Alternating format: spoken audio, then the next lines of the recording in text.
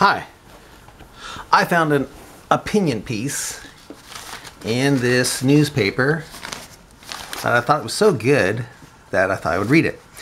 It came out September 29th. And I thought I'd read it since Trump won the election. I'm reading it to scare my liberal friends. This is called The Next President Will Be Unbound. Written by Victor Davis Hansen. Okay, here it goes.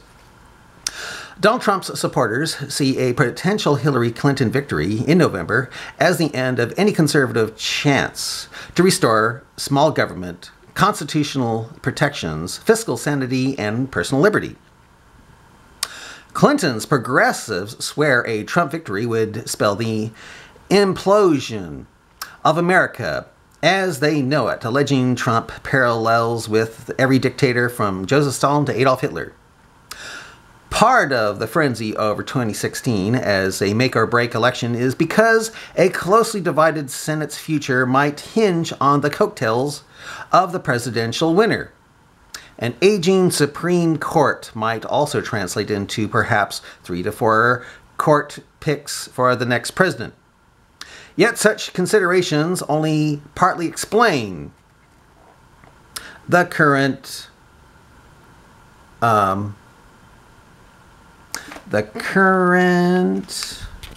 election frenzy. All right.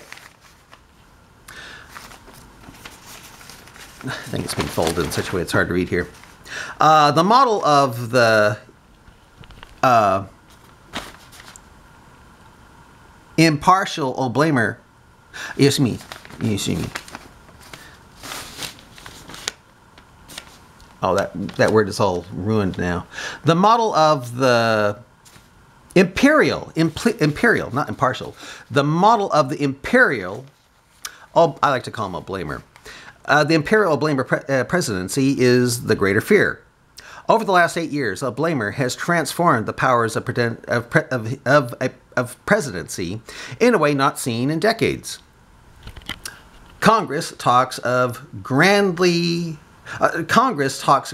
of, quote, comprehensive immigration reform. But O'Blamer, as he promised, bypassed the House and Senate to virtually open the border with Mexico. He largely ceased deportations of undocumented immigrants. He issued executive order amnesties, and he allowed entire cities to be exempt from federal immigration law. That's why Muslims are coming to a town near you.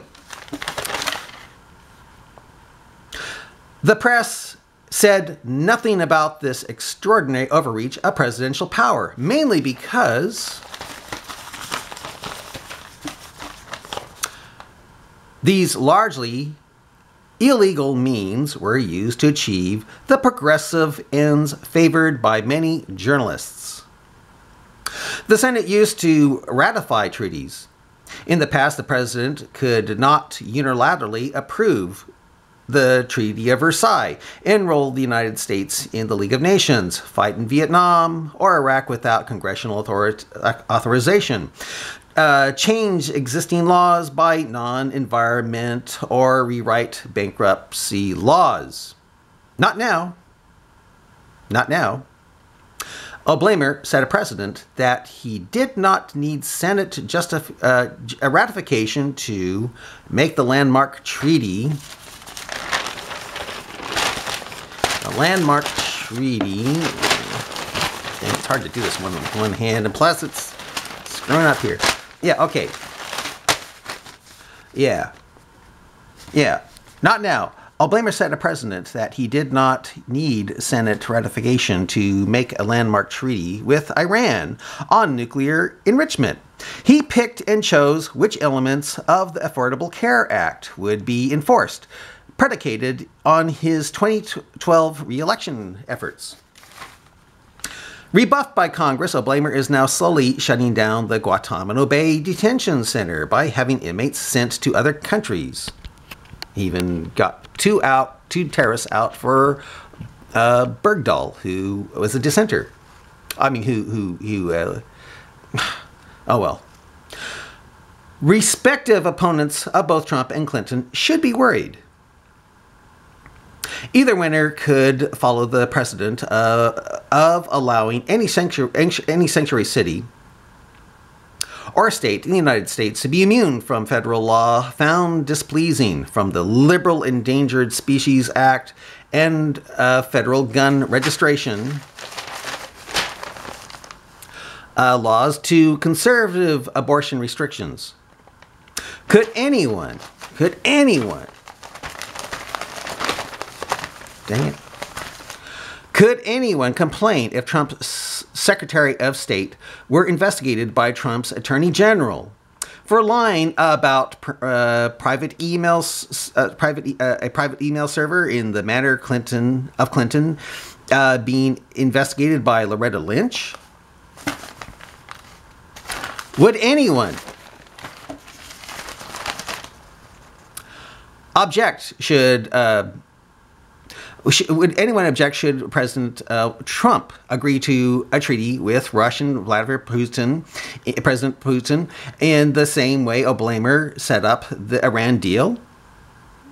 If President Clinton decides to strike North Korea, would she really need congressional authorization considering Obama's unauthorized Libyan bombing mission that overthrew Gaddafi?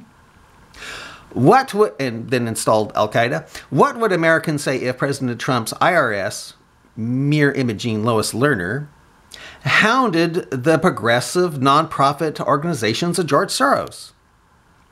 Partisans are shocked that the press does not go after Trump's various inconsistencies and fibs about the supposed initial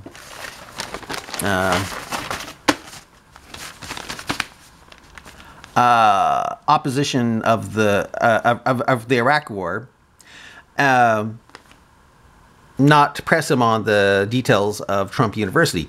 Conservatives counter that Clinton has never had to come clean about the likely illegal pay-for-play influence peddling of the Clinton Foundation, or her lies about her email servers, her evil email server. But why, if elected, should either worry much about media scrutiny? One reason Americans are scared about the next president is that they should be, thanks to the president of Obama's overreach, abetted by a lapdog press that forgot the ends never justify the means. I thought I'd let you know that, but